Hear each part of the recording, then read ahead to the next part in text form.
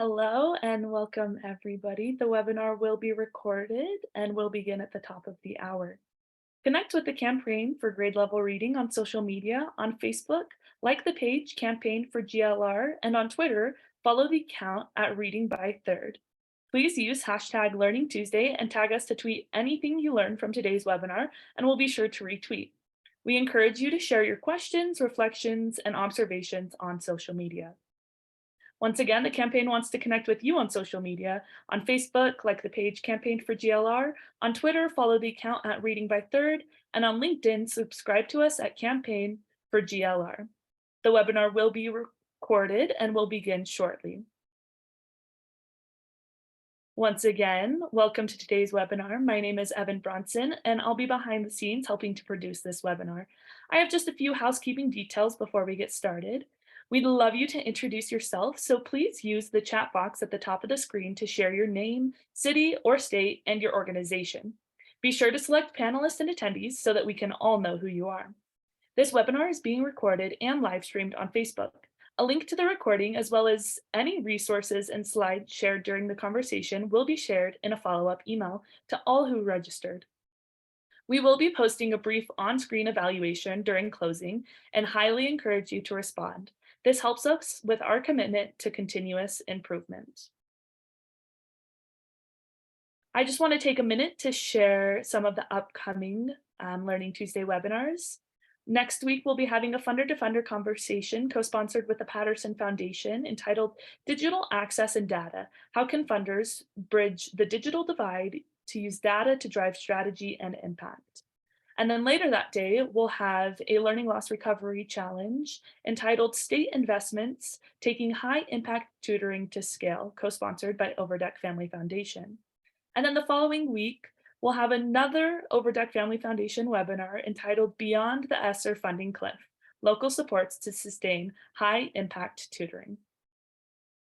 And joining you now is Jess Lauer-Tilley, Math Curriculum Specialist with the Philadelphia School District, where she's leading the charge to prioritize early mathematics in the district. Last year, she was recognized by the White House with the Presidential Award for Excellence in Mathematics and Science Teaching, and we're delighted to have her join us today to guide us. Welcome, Jess. Thank you. I am so excited to have you join us. This is my friend today. Jeff, who you know. Oh, I am so excited to have you join us today as we explore the important work being done by MathTalk, an organization dedicated to tackling math anxiety and promoting joyful math experiences for communities everywhere. As a math educator and enthusiast, I hear the same mantra again and again from adults when they find out I'm a math specialist. They typically say, I am not a math person, or I was never good at math.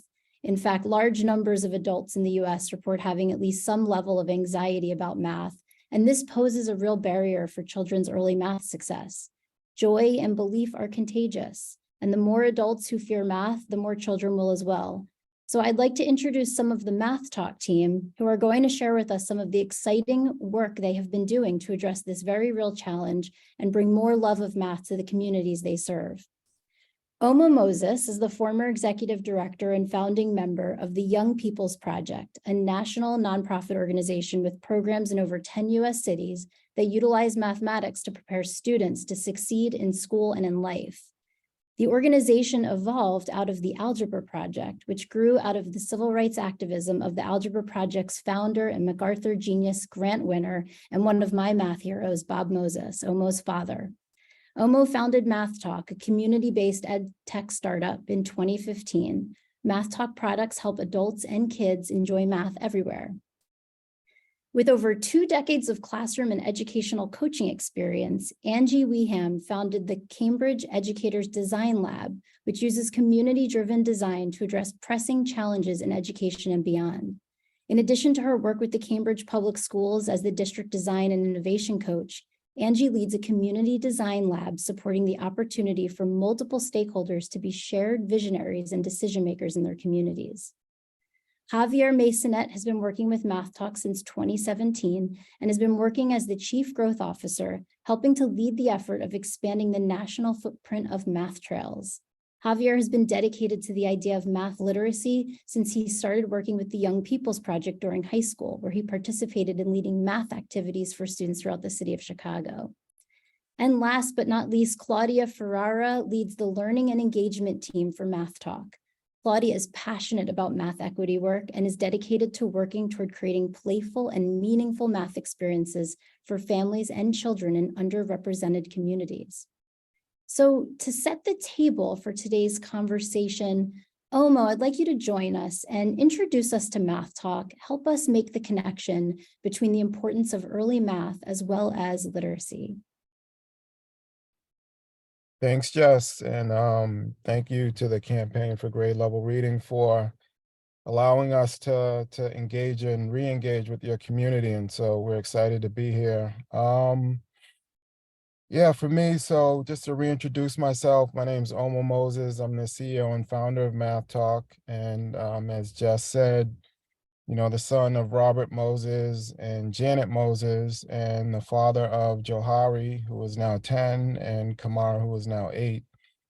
And so, you know, MathTalk's mission is to help adults and kids enjoy math everywhere. And so, you know, and if you move to the next slide, you know, we've been really invested in thinking about how we can support young people in particular to be able to see and engage with math that's in the world all around them. And so on the next slide, you know, it talks a little bit about where all this started. And so, you know, this work is rooted in the work of my dad in particular. And, you know, his work began in the 60s with the civil rights movement and continued with the Algebra Project. And so, you know, as a child, you know, we knew that math was important not only to us as individuals, but also to our community members. And so he always talked about math as really a gateway to access and opportunity, and also as a vehicle for challenging some of the systemic barriers that prevent kids from getting access to some of those opportunities. And so through MathTalk, we've really, you know, we've been rooted in the work of the Algebra Project, and a lot of what we do really grows out of some of the things that I learned as I participated in the project. And so one of those things was just the idea of being able to learn math in context. And so really being able to help young people and children, again, see math in their immediate communities. But in addition to that, you know, thinking about how math gets understood or communicated or engaged with through conversations, and those conversations, you know, happen through our own kind of everyday language and not something that is necessarily mathematical language. And so MathTalk is really rooted in that idea about how can we support people to really see and engage with the math that's in their immediate environment, and how can we encourage them to talk about it and explore it in their own words, but then also connect those words and those ideas and those everyday experiences with more formal math ideas. And so the other place where this gets off the ground is just my aspirations as a parent. And so when I became a dad, I was particularly interested in the relationship that I had with my kids around learning and learning math in particular. And so, you know, math became something that my kids and I did while making breakfast, while riding the trains, while playing basketball. And so, you know, one of the things that we've tried to model is, you know, this connection between learning math and conversations and literacy. And so the first MathTalk product was a book that I wrote with my kids entitled Sometimes We Do. And it was just about us making pancakes and all the math that you can explore and experience in that everyday kind of mundane experience. And so, you know, part of what I learned as I did that with my kids was that, you know, they began to develop their own math lens and develop their way of seeing and exploring math in the world. And so initially as a parent, you know, I was encouraging and trying to initiate these interactions with them. And as they got older and more confident, and they would be the ones that would initiate the interactions, and they really develop a sense of agency in being able to engage with math, as well as kind of invite me into having conversations and interactions around mathematics. And so, I've seen their confidence really grow. I've seen how math has become kind of a joyous thing that we participate in. And so part of what we want to do with Math Talk is really to extend that out beyond our immediate families into the community and out into the world. And so, on the next slide, we're creating both products and experiences that enable all children to have positive early math experiences. And so the way we do that, or the way we think about, is through a couple design pillars. And so the first design pillar is to explore. And so we want to create products and experiences that are encouraging children and families to, again, explore math in their immediate environments and in their broader worlds. We want them to have fun. And so we don't focus as much on anxiety. What we want to focus on is, like, how can we help people have joyful, engaging math experiences. And so as they do that, I think it builds confidence, and changes or challenges kind of previous experiences that they've had. And so in addition to that, we've thought about everything that we create. We want there to be an exchange. And so we've thought of math as having currency, as something that has cultural value, as something that you can share and celebrate with other kids, with your peers, with family members, but also something that you can exchange. And so as Javier and Claudia talk more about it, we're interested in how we can incentivize math experience in ways that are meaningful to kids and also meaningful to their communities. So thanks again for inviting us to participate in this, and I will pass it to whoever's next. Thank you, Omo. That was a really great introduction to your inspiration and the work that you're all doing at Math Talk.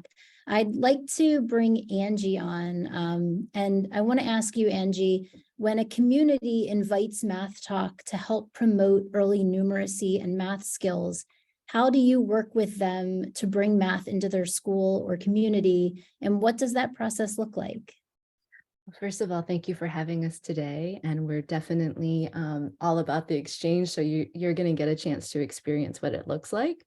So we're going to move into talking about early math resources, ideas for bringing joyful math to your school, your neighborhood, or your community. And on the next slide, just to build on what Omo was saying earlier, starting with some what if questions.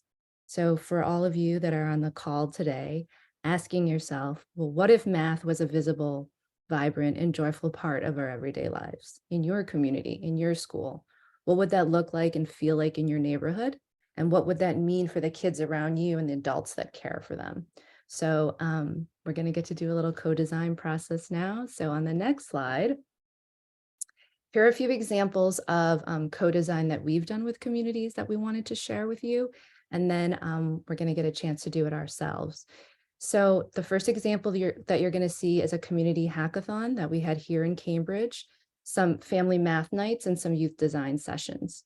So on the next slide, this is a community hackathon that we had with many members of the Port community here in Cambridge, students, families, community members, educators, youth organizations, restaurants, all designers, all sorts of people. And we're just going to give you a little taste of it here by watching a video.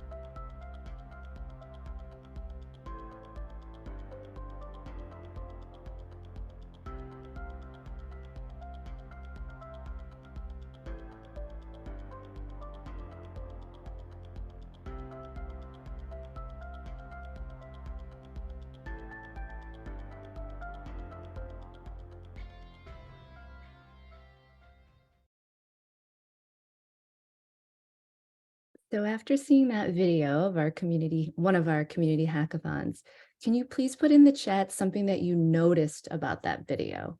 It could be something that you saw. It could be something that you wonder, but please put something that you noticed or wonder about that video.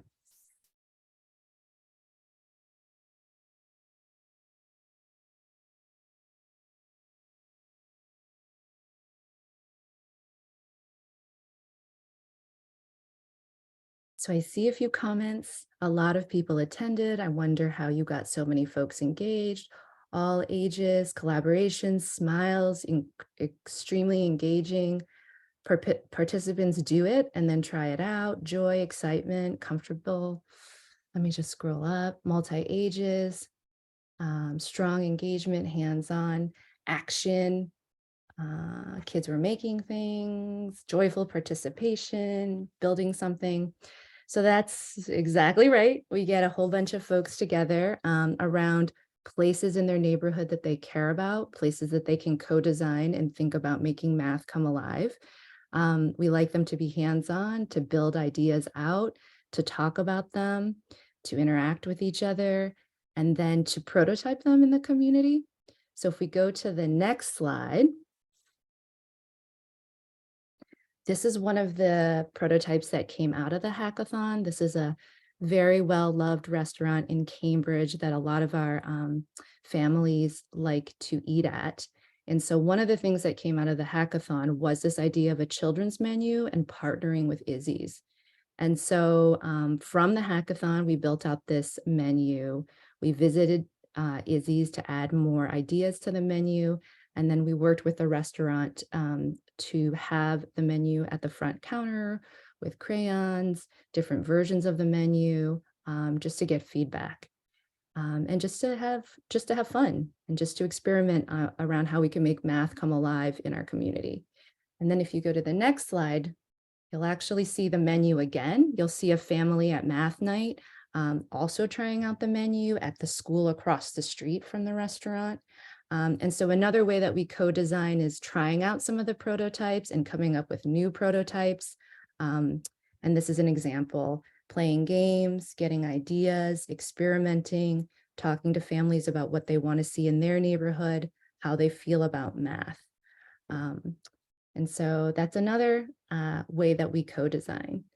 And on the next slide, you'll see an example of something that came out of a family math night. So we had a gathering at a family center in one of the housing areas in our community. And what we did was we took different pieces of construction paper and we talked to families about the dances and the songs that they like. And with the construction paper, they came up with different configurations of dance moves and different songs that they liked. And then we came up with this installation on the corner called Find Your Groove, which is a way to interact with math and music and dance and have a good time. So that's an example that came out of one of our family math nights. And I see that, love that so much. We also do these in the chat. We also do these youth design sessions where we go into schools or we work with youth centers, or we have pop-ups where we can work with youth, particularly around the things that they want to see in their community. This is an example of a graffiti wall. If I don't know if we could make it a little larger, but you'll see some pictures there where it's labeled playground, a pathway, basketball court, and kids can come up and write their ideas or they can put them on sticky notes. And we did this in a first grade classroom, I believe. And I believe we were in 11 to 12 different classrooms over the course of a month to gather information about a park across the street that we wanted to redesign and that we wanted to help bring the math in that park to life. And so this is an example of a youth design session. Also, on the next slide, we did a virtual design session with Clayton County down in Georgia. And I believe we had about 500 kids on. We did multiple design sessions throughout the day. So small classrooms of 25 with 5 of us leading those sessions at a time throughout the whole day. And this came out of a group of 3rd and 4th graders in a classroom who really wanted to have what they called sidewalk counting squares. So this is an example of what can come out of a youth design session. And the one on the left is the entryway to their school, and the one on the right is the playground at their school. So there's another example of that. And if we move to the next slide, we're going to do a little bit of this together now. So I see a little bit in the chat. So we're going to do some co-creating together. So I want you to take a deep breath. I want you to think about, how can I make math come alive in my school or in my space? What are some other spaces where we can make math come alive? I want you to take a minute.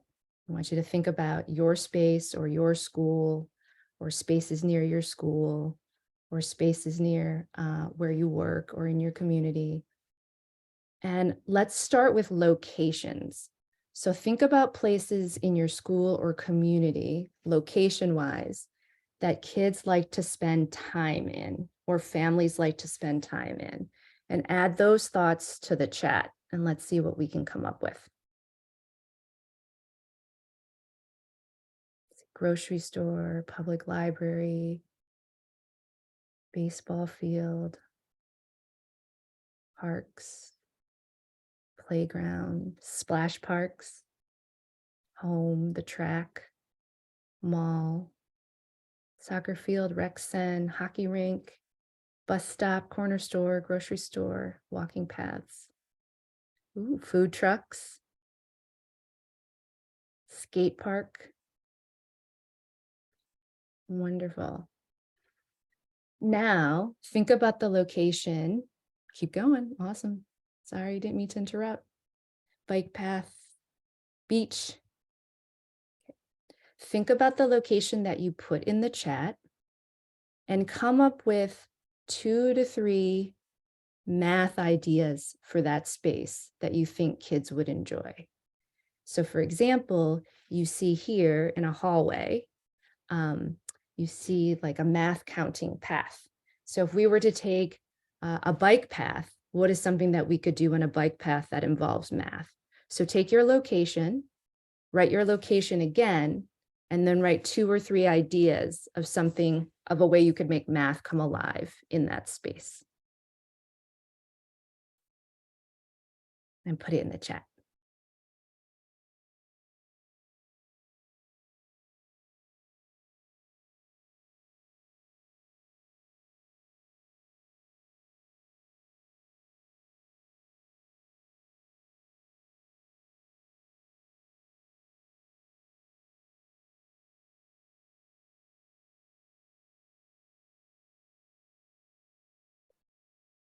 I'm going to let you read all those great ideas in the chat.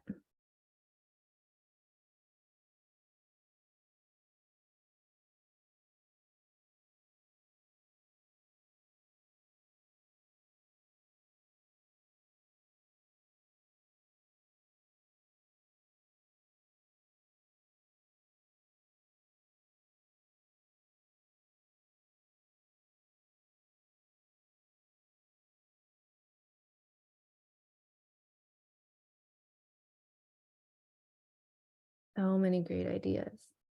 Keep going.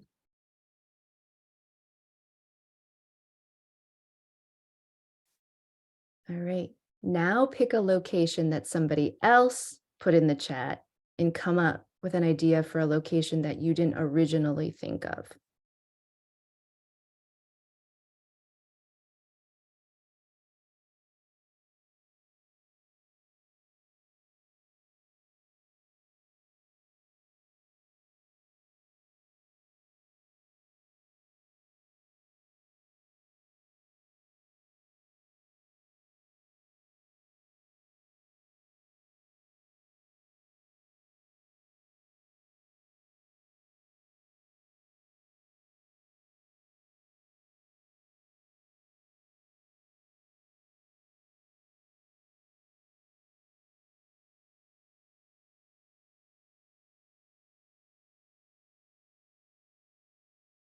Fantastic. There's so many ideas.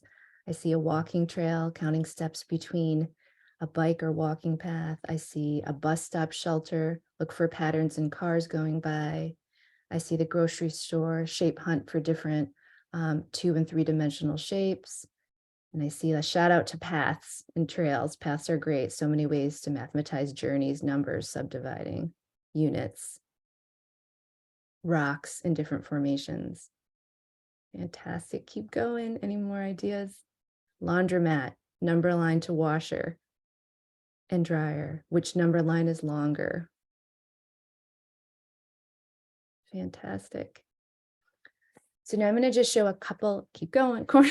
So we're going corner store, math, hopscotch. How long will the clothes take to dry? Irene, somebody's, oh, that's from you, Jess. So now I'm going to show a couple more examples on the next slide of co-creating together near a school.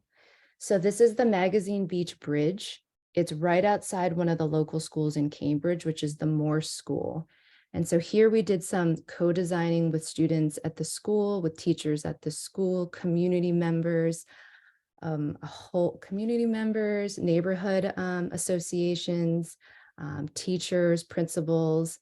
This is another example of how you could utilize space in or near a school, and taking ideas from these youth design sessions and community design sessions to create a trail that, or to utilize the bridge, which is right outside the school.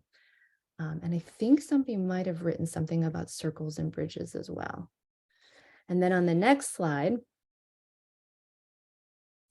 thinking about co-creating together and promoting learning beyond the 4 walls of our school building. So we had that bridge that was right outside of the school, but thinking beyond what learning could look like outside of a school building. And how could we, as Oma was saying earlier, really celebrate, enjoy, and uplift all the different voices that could be part of designing math or math trails.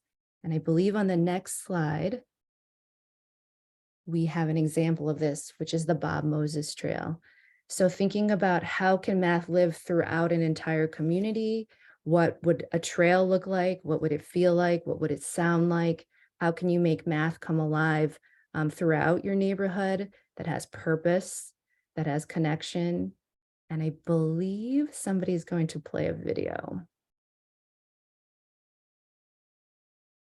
So I'm going to kick it to them.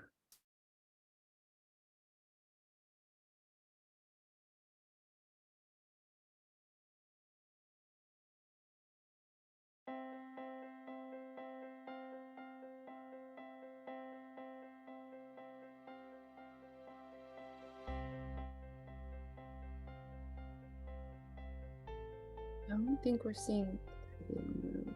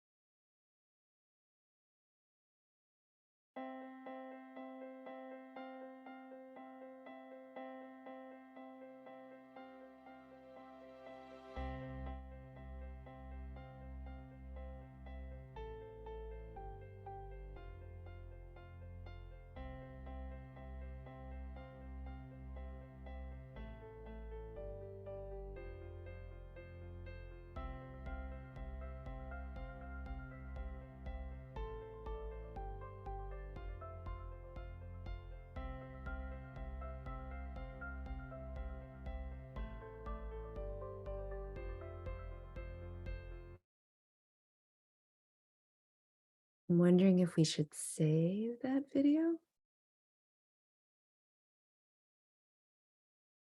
Angie, let's just skip the video. Thank you. Okay.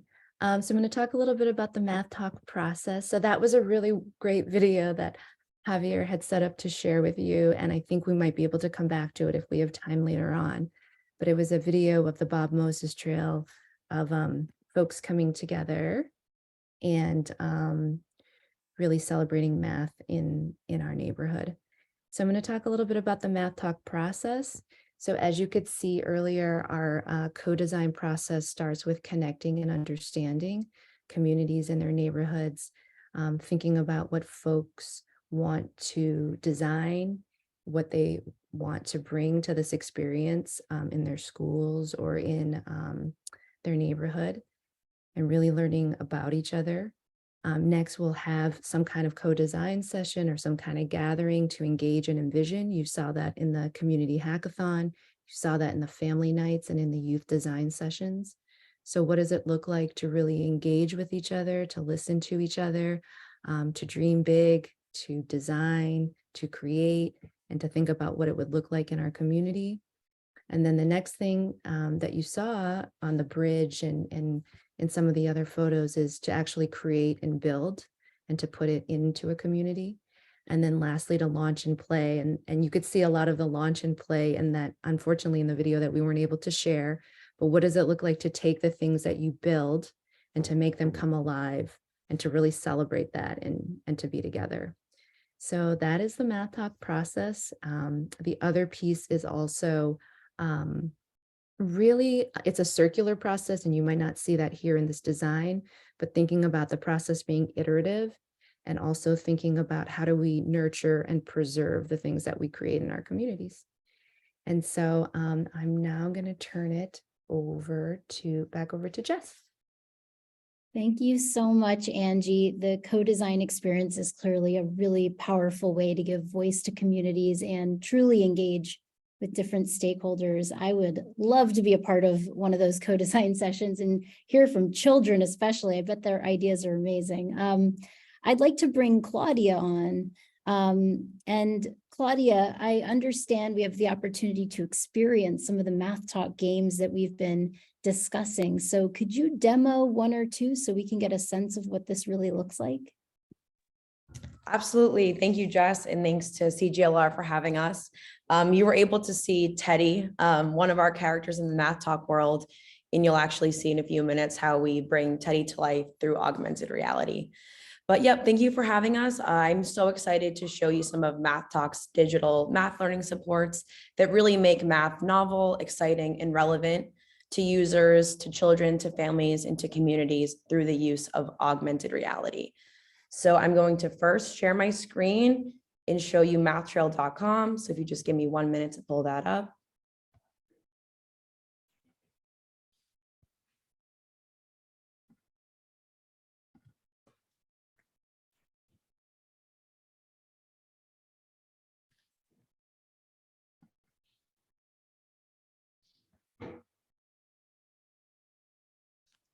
Okay, so everybody should be able to see my screen right now, but MathTrail.com actually localizes the MathTrail experience in a way that users can go online and find a trail near them, also find additional prompts and activities at each MathTrail installation. And this also includes our web-based augmented reality games. So what this really looks like, and I'll go through an example. So for example, this is the Bob Moses Math Trail, which is in Cambridge.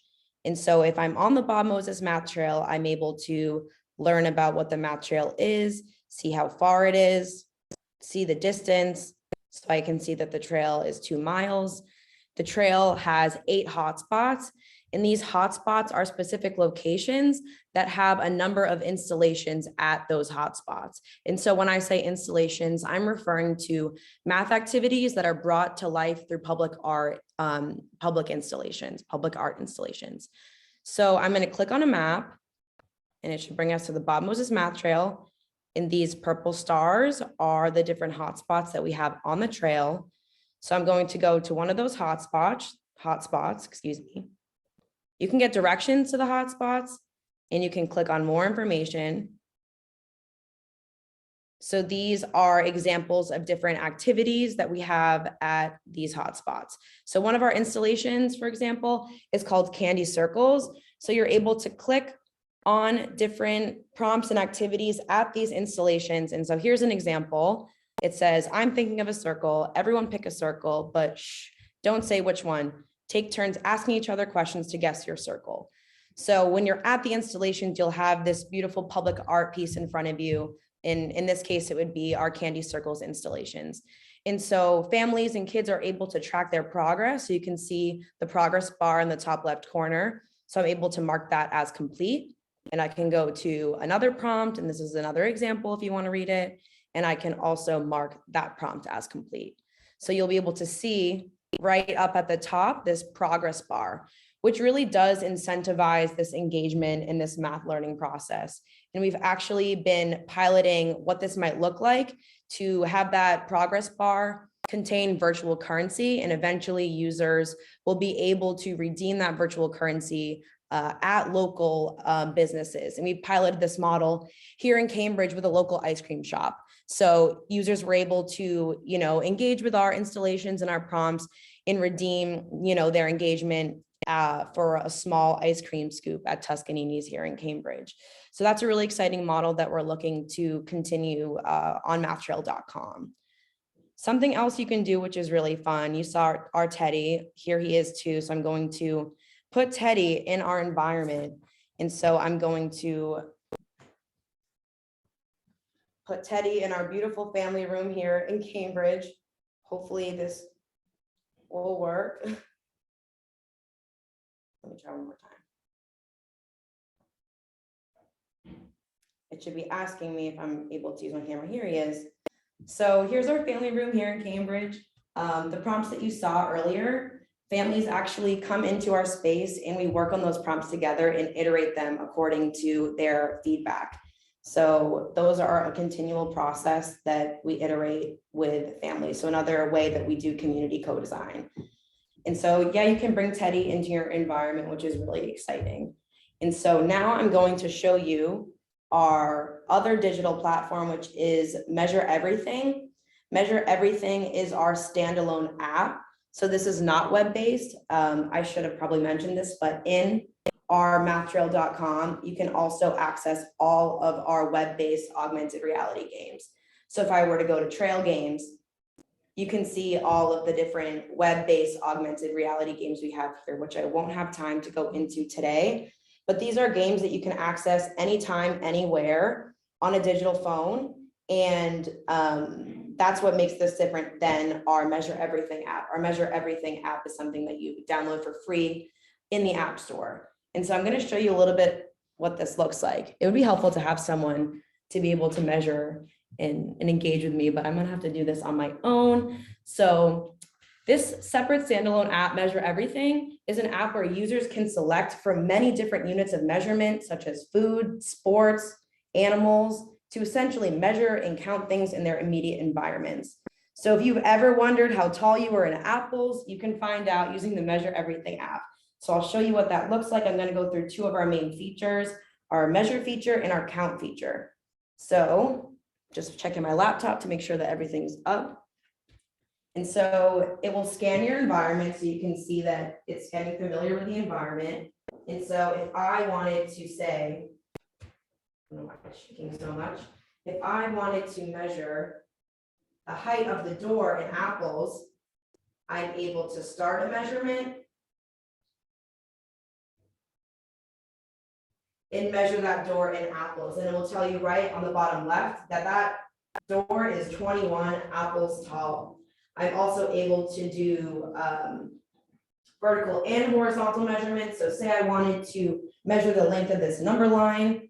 Let's find a different unit of measure. Let's measure in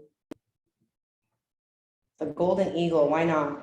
So from one end to the number line to the next is 4 bald eagles. And this is really exciting too, because you can see back in the corner, my apples are still there. So this is a really engaging way for kids to, partake in math concepts such as, measuring, comparing, a lot of different things you can do here, and you can go through all of these different units of measurement, which make this math experience really relevant for kids. That's something that we talk a lot about in our work, is this not only puts it into their environment, making it relevant, they can measure things in units that are important to them. If their favorite sports, football or basketball, they can engage in mathematical concepts in a way that is super relevant for them. And so let me go to the count feature, which is similar in a sense where I can place units of measurement in my immediate environment. And you can see the count board allows you to keep track of how many objects you're placing in your environment. And you can see the more you measure and the more you engage with the app, you collect currency and you're able to, it should bring me to a scale. Yep, here it is, a spinner. And this again just incentivizes and mathematizes the experience so that kids have that motivation to continue to count and to measure. And there's so many different features within the app. Like you can combine these objects all together and group them. Grouping, sorting, counting, measuring. There's so many opportunities in the app. And the beauty of it is your environment's always changing. You can bring math anywhere you are. And this just goes back to what we're trying to do at MathTalk, which is really to make math visible and enjoyable everywhere and to really put on those math goggles. And this technology and this app makes that possible. And so it's really cool. You can take pictures of the things that you're doing. You know, back to one of our pillars, exchange, you're able to send this to your grandmother, to your mom and say, hey mom, look, I measured the number line in footballs, and it adds an added element to the experience.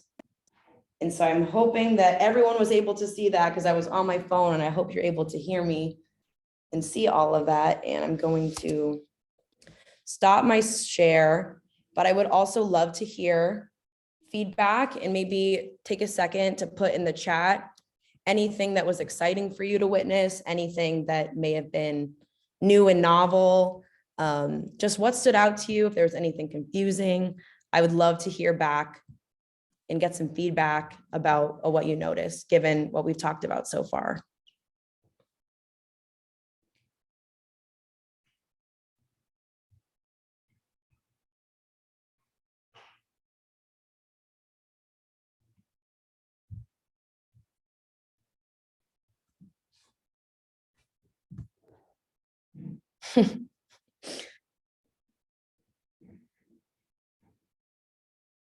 Yep, and you can go to the App Store. It's available on Android and iPhone for free.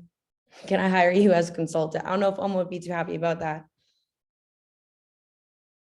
And the cool thing is too, the more currency you gain, you can, you know, buy and purchase with that virtual currency, maybe arguably more exciting units of measurement. If you save up a certain amount of currency, you can purchase the T-Rex.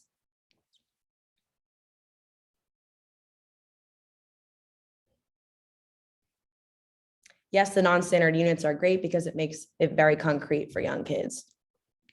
Can see many uses for this app. Does it also measure in standard units? Yes, you're able, it is a feature in the app that you're able to see a measurement in centimeters, inches, and so on.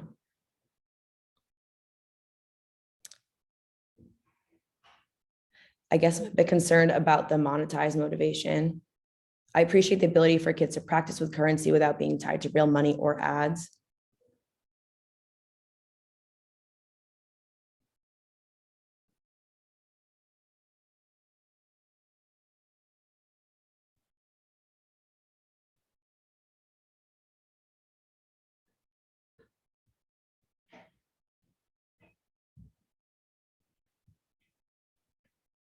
I think it would be amazing use of AR and would love to see more exploration. Already downloading it for my kids to try. New ways of exploring your space. We like to say that it puts on your math goggles and really makes math visible and vibrant everywhere you go.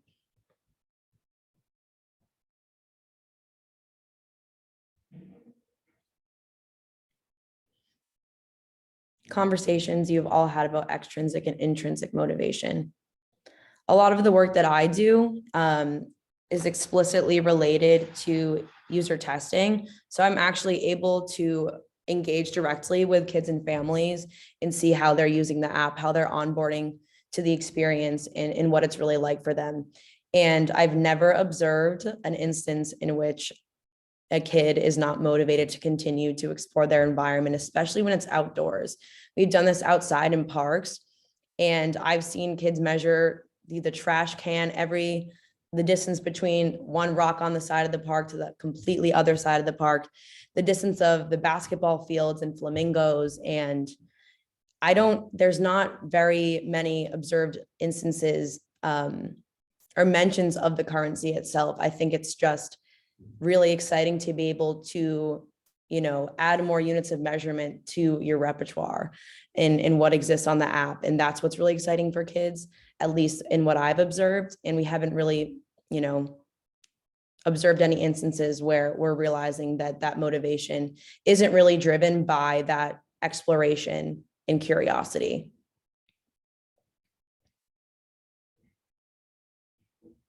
I'm new to AR. How familiar are young children with it? Young children are much more familiar with augmented reality than their caregivers, which is something that's, heavily detailed in the literature. However, our apps and our supports and everything that we do at MathTalk is designed to facilitate this conversation between kids and caregivers. So what you'll see too on MathTrail.com on the apps themselves is we provide prompts around the experience, so that if caregivers are a central part of this experience, that they have something to start with. We don't want them to ever engage in an experience where they're left confused and have nothing to work off of. So that's really important, whether it's the physical MathTrail, our apps, our digital supports, in augmented reality. We make sure that parents are able to scaffold that engagement experience through examples of prompts that we provide them. Thank you for this. I look forward to exploring the MathTalk resources more.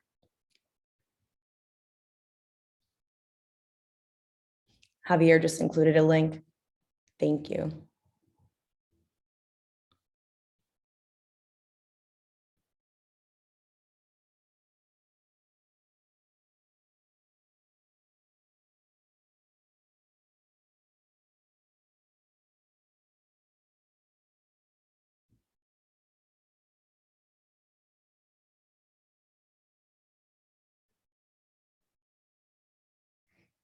And so I think at this point, I'm going to turn it over to the panel discussion. And I hope everyone had a fun time watching me explore our family room here at MathTalk and measure things in different units. You should try it out with you and your communities, with your kids on your own. Plenty more to explore.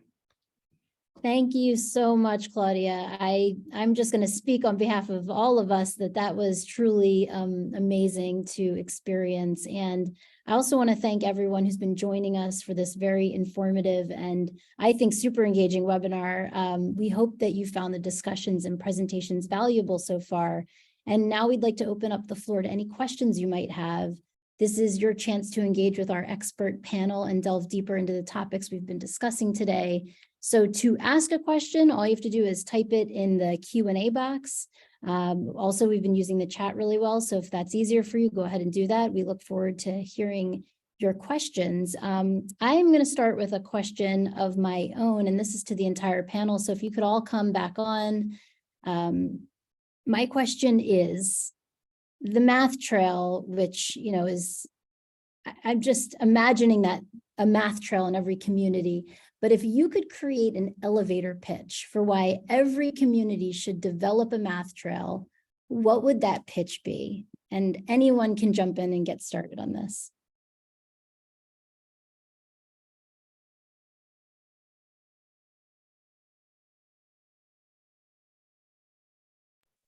I can take a stab at this one. I personally think that every community should develop a MathTrail, because I mentioned this in what I just said, but it really does make math visible and vibrant and relevant for families and kids. As I mentioned, if your favorite sport is football, you can measure and engage in math concepts according to things that are important and matter to you. And I think it brings math to where kids and families are spending their time. This is something that's outside of school. So whether that's, on the way to the park, on the way to school, to their favorite ice cream shop, it's for them, it's for the families, it's for the communities. And it's really important for us to work directly with those communities and relevant stakeholders to make this math trail something that is meaningful for the community. So it's not just something that we come in and have an idea and lay it down in a community. It's really that intentional community co-design process that Angie talked extensively about that really makes it unique and special for the communities that they're in.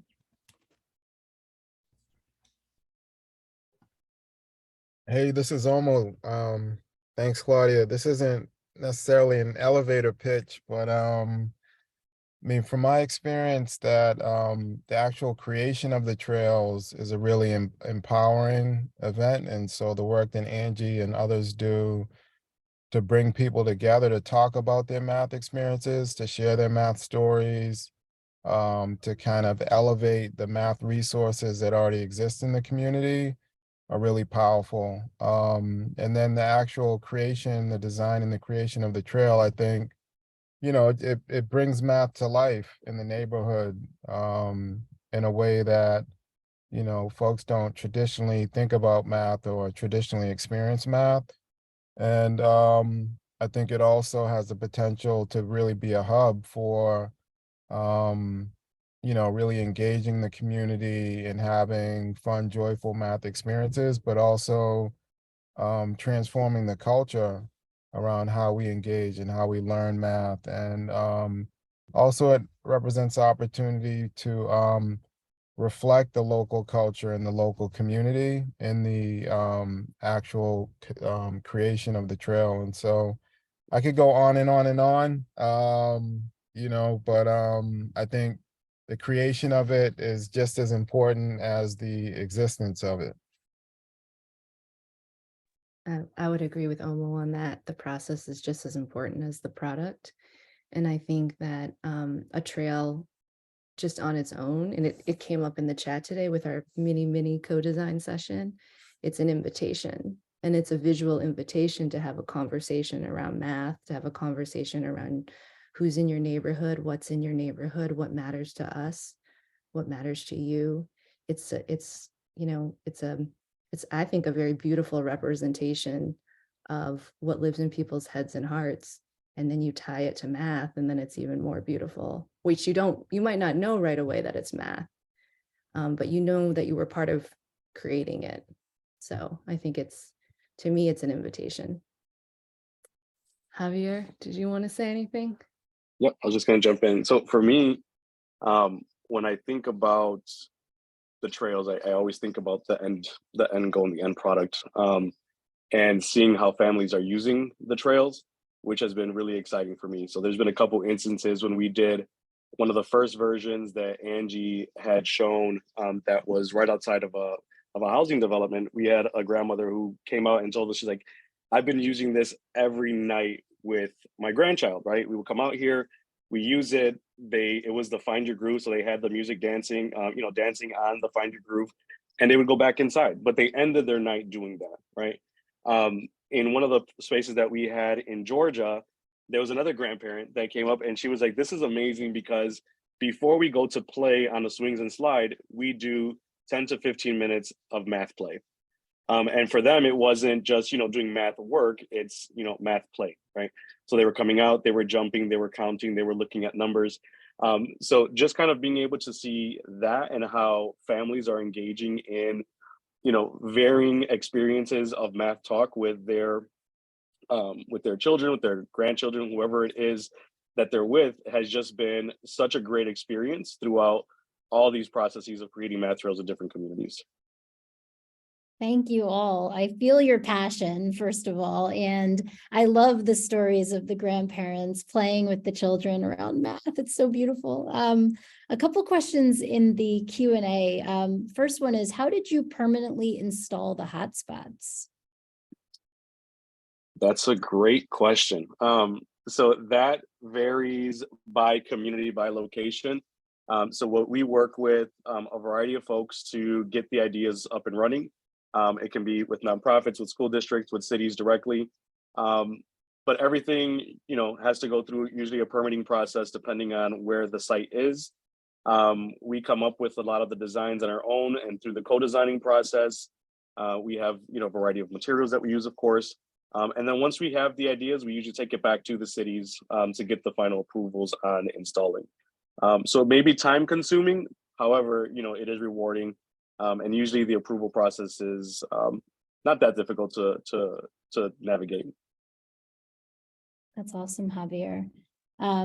A question from Marilyn Ward. I'm in the process of designing an early learning facility and definitely want to incorporate many of the math designs in the facility. Who can I speak with directly at MathTalk to provide me guidance with various math concepts for young children from 2 to 4?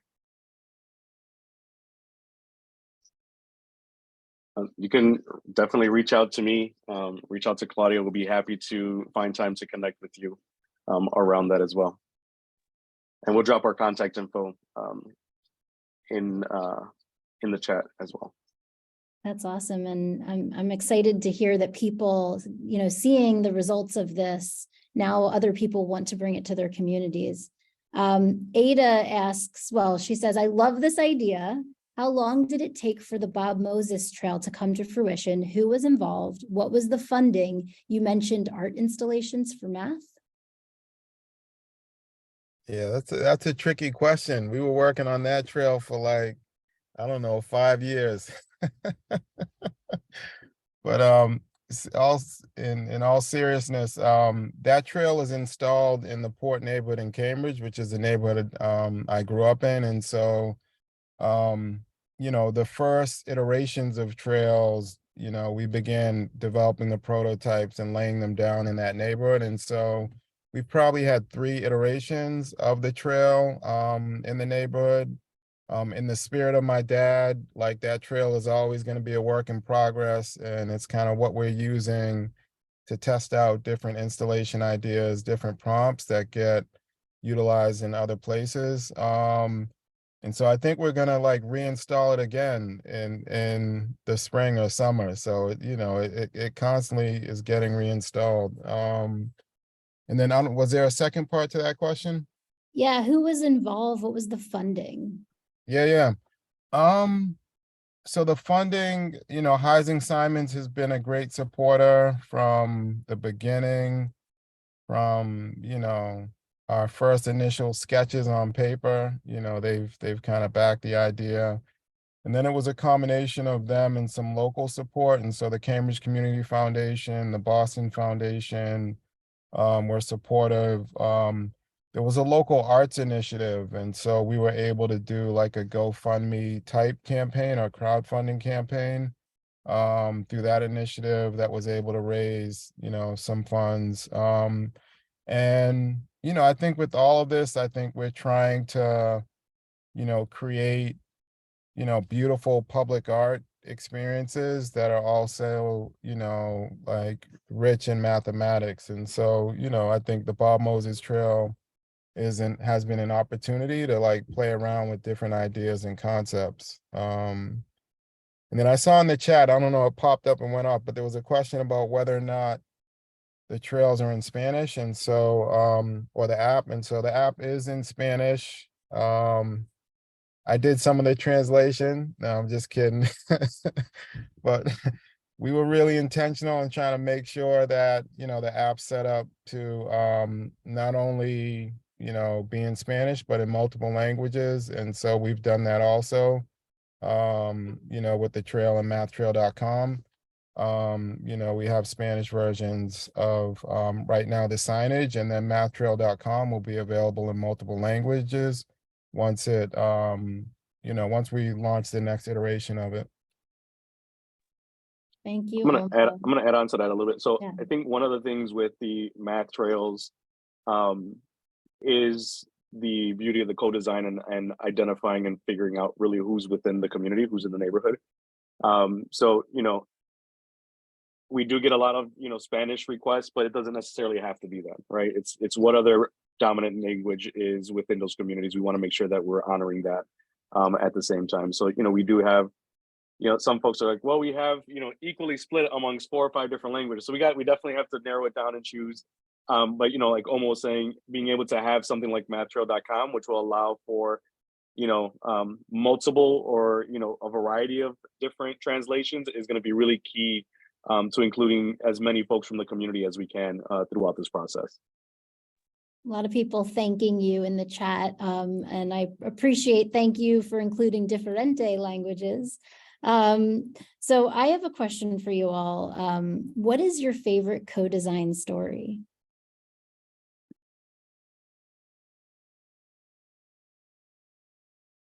Ooh, Angie, you got to answer that. I just unmuted, saw your face. There's so many, it's really hard to choose one. I mean, definitely the hackathon that we showed the video of was really powerful. To have those ideas come alive right after the hackathon and being able to implement them right away, I think is pretty powerful. I loved designing with one of the local schools here, the Magazine Beach Park bridge.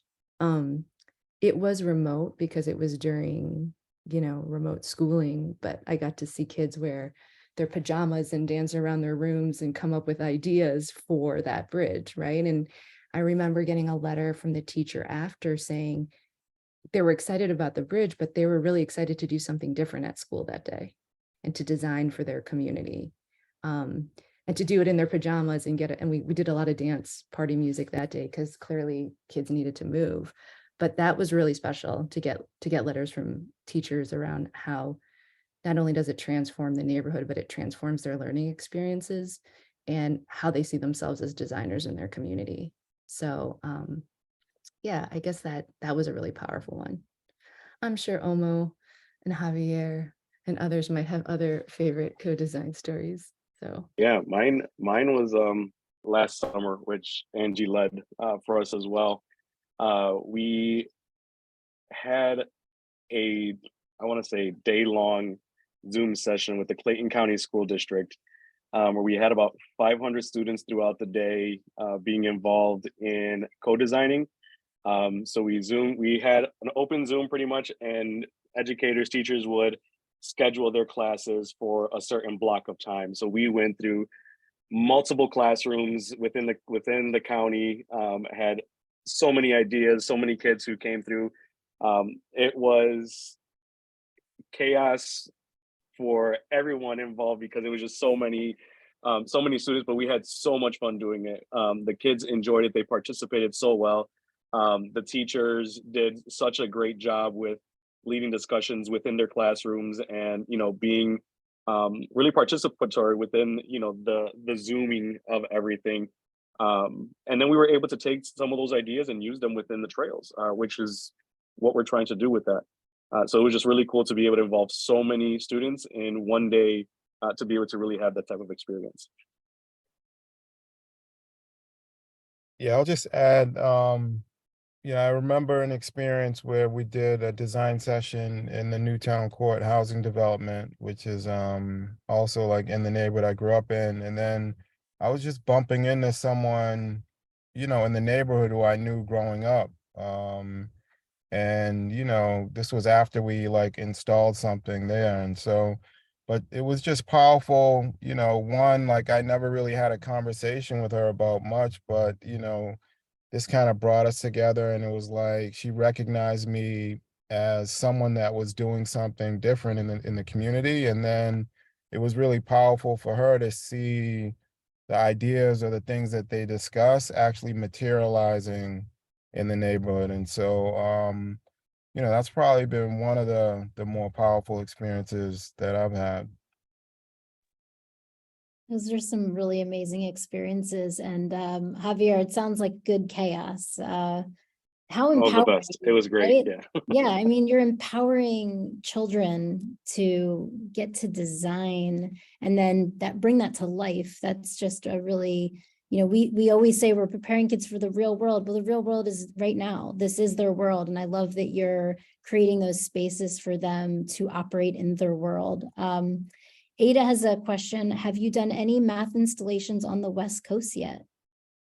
So we have a couple installations that we did in partnership with Kaboom.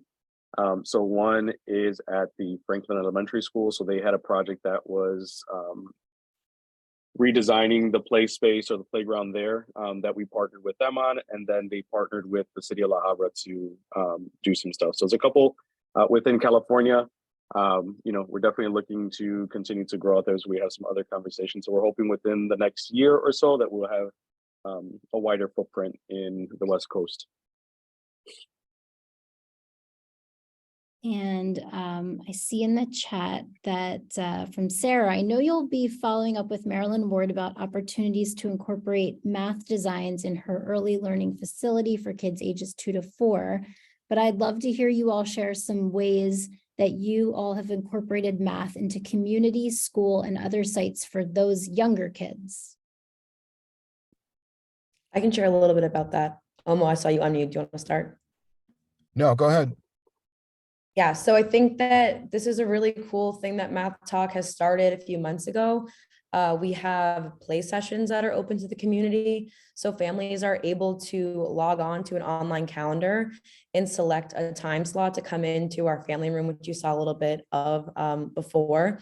And we've hosted these play sessions for kids, typically 3 to 8, but it has also been some younger kiddos, some 2-year-olds that have come into our space, and me and my colleague Keith engage with them and their families and, kind of have a guided play session, but then also engage in some MathTalk products. So for the younger kids, which has been really exciting, they've enjoyed it so much and their families have enjoyed it so much that they've now come back for over 4 play sessions.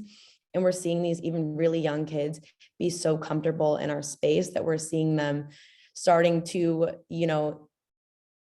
do higher numbers and sort in colors and shapes. And it's just been really rewarding to be able to provide something that's not only free, families actually get paid to come into these play sessions and to provide their feedback on our products and to have this play session with us and to just see it really being useful and the demand for that experience being really strong in our community. And so we've also, with that demand, once a month, we have open houses here in our office that are really just open-ended math activities. We have food, we listen to music, and it's just really meant to, build positive math mindsets in these families that are coming in and the kids specifically. So that's been a really other exciting thing that MathTalk is doing, just to provide an additional resource for our community here in Cambridge. I love that. And I love that you're even mentioning how young children, you almost become surprised at where they can go. I mean, young children can do a lot more than we give them credit for when it comes to math. And you're clearly seeing that in your spaces. And I love that you're also incentivizing families to come in and share their feedback with you. It's really cool. Irene was asking where Franklin Elementary School was. So if someone could answer that. That's in Oakland. Thank you. And then Marilyn would like to know how she can access the play sessions. I can send a link to an online calendar. If you're in the Boston community, you can come through, or if you want to travel state lines to come, you can also come. But they're in person here in our space. And now that the weather's getting nice, we're actually going to be bringing families for the play sessions on the Bob Moses MathTrail in Cambridge, which is really exciting. But I'll drop the link to sign up for a play session if you want. Thank you, Claudia. Road trip to Cambridge. Yeah, come on, sounds like a all. fun time. Yeah, I just wanted to add, Claudia's being really humble with it, but the demand has been incredible. And so, they have families that are booking these play sessions regularly, particularly, during vacations or days when they're not when they don't have school.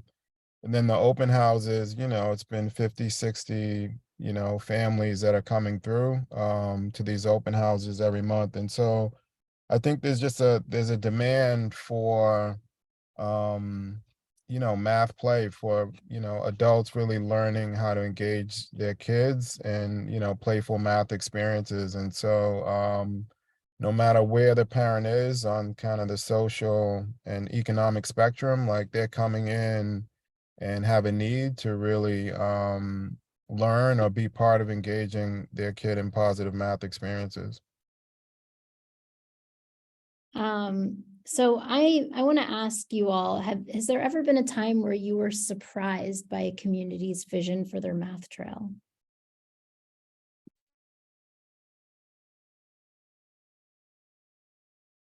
I was just gonna add, I think for me, I do a lot of the growth with the MathTrail, so I'm usually like first point of contact with folks as they want to kind of design things. Where it always, um, I don't want to say surprise. It doesn't surprise me anymore. But when people come in, they're like, "Yeah, we have an idea. We want to do like this small space," and then it turns into, "Well, this is great. Let's do 5 more." Right? I think people just really see the benefit of being able to think about, if they just have a small park where it's like, okay, the park is cool, but how do we expand it into the community, right? How can we not just limit it to here, right? But let's, make something that's a little bit bigger for people to see throughout. So that was something that happened, within Georgia. It's something that right now we're doing. We're currently working with like the Boston Children's Museum to identify their space outdoors, and that's going from not just the outdoor space there, but how do we now also incorporate the park that's next to it, where we know families are at the same time. So it's always nice to see, folks in cities think about, okay, if we're going to do something on this side, we have to make sure we have it in a variety of neighborhoods to be able to provide access to everyone. Yeah, go ahead, Angie. I was just gonna say, we've come up with like crazy installation ideas that I'm like, what the heck were we thinking? So there's always like some crazy ideas that there's no way you can, do that. But I think what do you have to say about that, Angie?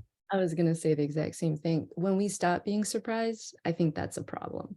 I Yeah. think you want to be surprised in every neighborhood you go into, because there's so much brilliance and creativity and new ways to look at things. And I don't think it hurts to dream big and to really hear what people want. And then it's our job to work with folks to think about, well, what can we make come alive in the particular time frame in which they're wanting to see the installations. But I'm constantly surprised. And if I don't know if Omo feels this way, but I think so. I think, you dream big, and you're when you lose that awe and wonder, then you've taken off your math goggles, and the whole point is to put them on and see the world a little bit differently. So I'm always surprised. Yeah, Sarah said, I love that quote. When you stop being surprised, that's a problem. Dream big. I'm going to push you both, though. Can you give us a concrete example of where you're like, what? We can't make that. I'll give you an example. Omo and I were in a park in Boston. There were these 2 telephone poles, and we had this, right, Omo? We had this idea that we could put a bicycle on from one telephone pole to the other that would carry water, drop the water. The kids could collect the water in different buckets and compare them, which would be great. It was a great idea. Like, I still think it's great, Omo, but in an implementation, it would be a little bit harder. Basically, the concept was comparing different weights of water. There was probably an easier way to do that than to build a bicycle between 2 telephone poles. Might not have been as cool, wouldn't have been as artistic and fun, but the concept was there to compare water. The implementation of a hanging bicycle might have been a little bit, no, it's still great. It's just a bigger dream for another time. So Yeah, I'll give an example. So the Find Your Groove installation, we started that with like conductive paint. And so the idea was cool, where a kid could like go and step on something and then it would trigger the speakers and play music. And so, but it wasn't consistent. And so, we banged our head over it for about a year, just trying to figure out like, what's a way we can do this to make it work. And so, the technology wasn't there, but I think the spirit of it was there to, how can you again, create novel experiences that really relate to meet kids where they're at, that kind of are immersed in their local culture, and that also have something to do with mathematics and a dynamic. And so we're gonna come back to that idea, but I don't think we would be here if we had kept working on it. You know, we had to put that one in the parking lot for a little bit. It does push you to be creative in a different way. We were still able to play the music that came out of the family design session, the type of music families wanted to hear, the type of dances they wanted to see. We just had to use a Bluetooth speaker Yeah. that was in a tree, but we still got it to work. You pivoted, right? Isn't that what it's all about? I want to ask you all, why do you believe it is so important to encourage math talk outside of school? Yeah, I think it's just really, I think it's empowering. I think it's like part of a human experience, you know, like math is part of a human experience. And I think if you turn your kids onto it early and they feel like, you know, this is a language that they can speak and engage with, it's really empowering. And I think it enables them to see and explore the world around them a little bit differently. And when they do encounter more formal math, you know, they have a real strong foundation and belief in themselves. And, you know, most of the time when you engage with math more formally, or what you understand as math, like you don't really have a context for what you're learning, you know? And so, you know, part of what we want to try to do is really provide kids with a context and an understanding, like how math is being built out of common experiences, how math is being built out of conversations, you know? And so I think that changes the dynamic. And so, you know, I remember my son had an interaction with one of his teachers, and I had to ask her, I was like, well, have you had a conversation with him about it? Do you know, how he thinks about it, how he talks about it, you know? And so part of what happens in school is like you put math in a straitjacket, you know, you gotta get a pencil, you gotta engage with it on paper. It's not about, you know, a thought process. It's not about a conversation. And I think the beauty when kids are younger, to me, it was like, you know, it's not about the right answer. It's just about, you know, us talking about ideas and, you know, trying to see if this makes sense. And if you think it makes sense, then why does it make sense? You know, and all of that stuff, I think, is building the mental muscles that will enable kids to do a lot more rigorous work, you know, whatever the kind of subject is. So yeah, that's my pitch for Math Talk. Anyone else want to chime in? I can chime in a little more. I think I'm wearing my research cap for a second right now too. So even separate from, you know, the vast body of research that points to the importance of early math and talking about math at a young age in terms of later cognitive, academic, even life outcomes. It's really important, I think, to talk about math outside of this school context because it's important to tap into this holistic ecosystem of kids. They're spending a lot of their time also outside of school. And I don't think you can talk about what's happening in school and the learning that's happening in school without addressing the role of the home environment, the role of the caregivers, the role of informal learning spaces, you know, parks, playgrounds, barbershops, and so on. And so I think when we encourage math talk outside of school, we are working towards building that positive math identity, math confidence, math mindset, which sets kids up for success and opportunity later in life.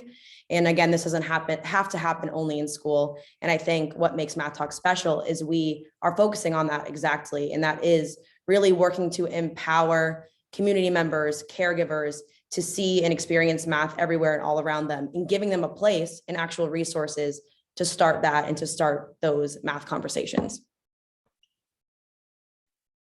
One thing I was going to add on to, just extending off of Claudia's, one thing that we've seen has really been how the kids are being equipped to relate back to something, right? So it's, and I'm even thinking about my own kids right now. It's like, you know, we're talking about, you know, what is something from, you know, how long is this rug in the living room? They're like, hey, let's use the measure everything app, right? It's like they have a point to be able to grab onto and really recognize what tools are available to them because they do become in a fun and engaging way, right? So it's at the park, you're able to really think about things a little bit differently, because you're seeing it on a regular, right? So I think for those, special times, those little points that you have, those extra 2 minutes that you can have around math with the child, just gives them all these great reference points later on to be able to have some type of recall to be able to share with others at those times. I love all of what you said. I also, I'm a total research person, Claudia, so I appreciate the implications of early math on cognitive abilities and future outcomes, because I walk around my city trying to spread the word about that as well. And Omo, I love that you said that math is a part of the human experience, and it really, unfortunately, and this kind of gets to the next question, and I'll just mention really quickly that a poll has been launched, so please take a moment just to fill that out, but we'll keep talking. Part of the human experience around math has been that many adults suffer from math fear and anxiety, trauma from their own math experience, whether, likely in their educational and schooling experience. So my question to all of you is, what do you believe is the best way to combat the math fear and anxiety that so many caregivers, adults suffer from? Yeah, I would just say that it's real. I've seen, you say math and people are like, oh, I don't know if I want to, talk about that, or I think it's good for them, but I don't know if, I can handle it or be part of it. But I think again, like, you gotta meet people where they are. I think you gotta come at people with simple things that they recognize and that things that they can do that they might not realize is mathematical.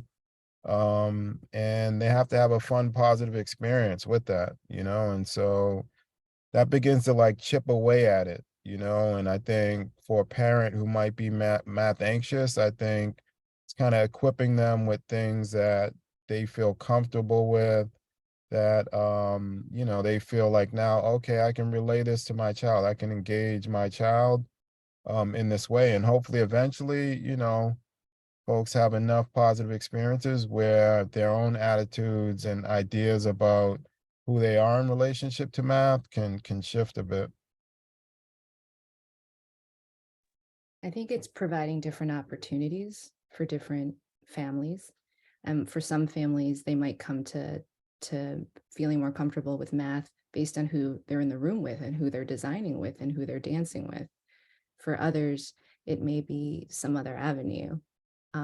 But I do think novelty, joy, I think that does a lot.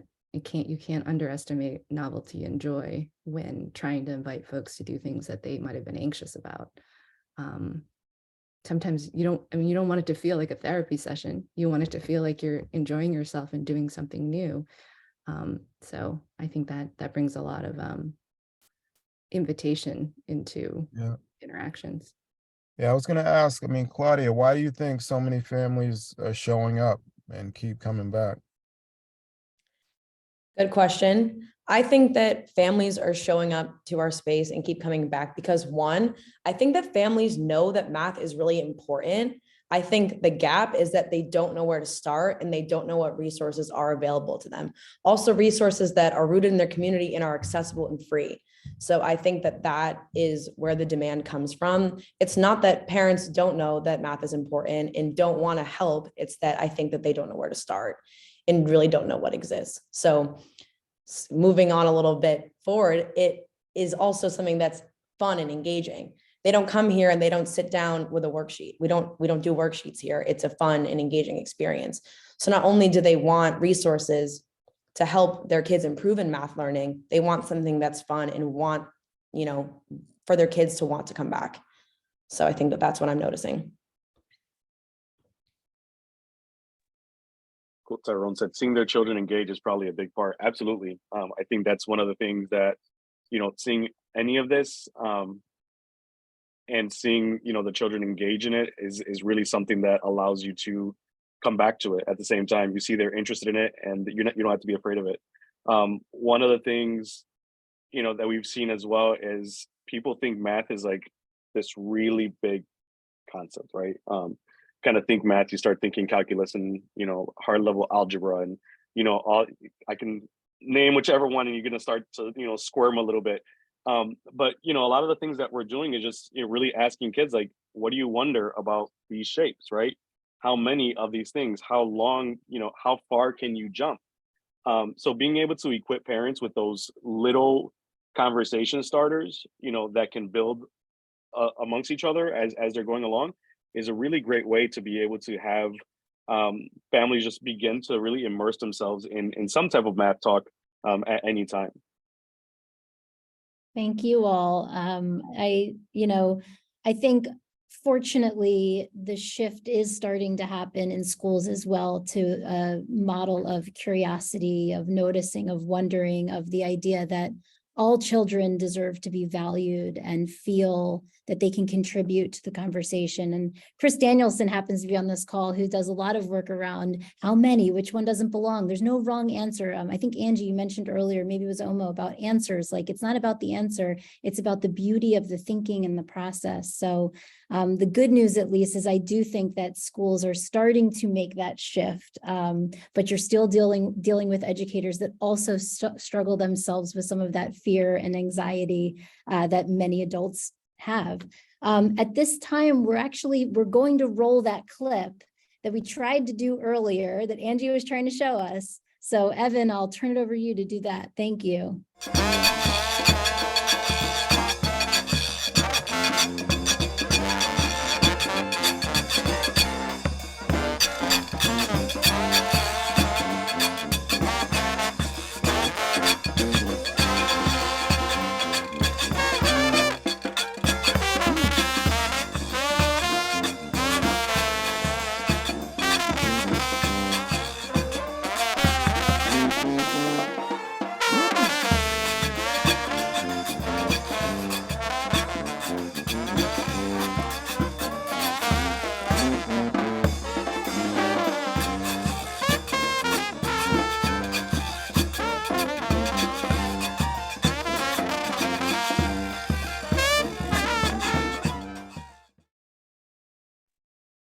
I don't know about you, but I want to be at that party. I want to see that happening in every community across the country. So come on over to Philadelphia. We'd love to have you. I wish my own children were able to go to a MathTrail. I think it's a really spectacular thing. And we'll be testing some MathTalk, even though we did that before. My kids love the AR capability. They love the bear. They love measuring. And like, I think they did the dinosaur at one point in our backyard, which is also really cool, just to bring it to your own space. Any final thoughts before we shut this party down and say goodbye to everybody? No, thanks, Jess, and thanks to the Campaign for Grade Level Reading team for having us. Yeah. We love having you, Omo, and the team. You're all amazing. This was truly fabulous. We welcome you to join us for some upcoming webinars you can see here on the slide. And we'll definitely be sending out an email with a summary of our time together, the recording. You can also like and share the session on Facebook. Thank you all so much for joining us for such an interactive experience. I can tell that people are going to be walking away, downloading MathTalk, using it with children, sharing it with people. And that's what we should be doing to promote math joy and create the love of math that we know all of our children should experience. So thank you all so much.